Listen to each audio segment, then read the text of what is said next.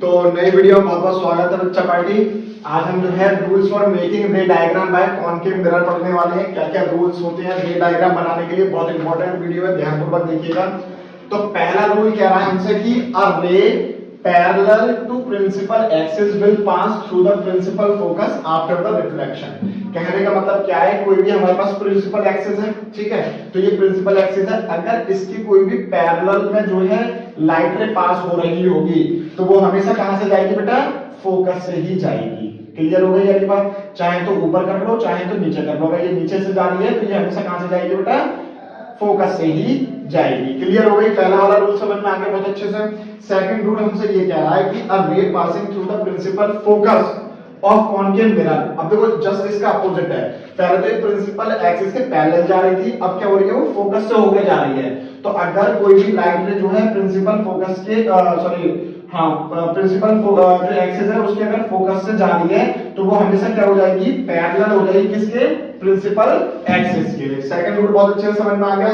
Third rule समझो। Third rule क्या कह रहा है कि a ray of light passing through centre of curvature of concave mirror. कहने का मतलब क्या है कि भाई देखो, फोकस भी बताया था मैंने आप लोगों को और सेंटर ऑफ कर्वेचर भी बताया था। तो अब यहाँ पर देखो फोकस होगा, यहाँ पर सेंटर ऑफ कर्वेचर होगा। अगर कोई लाइट रे जो है वो सेंटर ऑफ कर्वेचर से पास हो रही है, जितने एंगल से आई है वो उतने ही एंगल से वो क्या हो जाती है, वापस हो जाती है। यहाँ पर ये कहीं भी रिफ्लेक्शन नहीं होता इसमें, ये जिस भी एंगल से आएगी उसी एंगल से वापस हो जाएगी। क्लियर हो गई? ये किसके केस में होगा, जब कोई लाइट रे जो है सेंटर ऑफ कर्वेचर से पास हो रही होगी। क्लियर हो गई ये बात? ठीक है। बेटा फोर्थ रूल क्या है?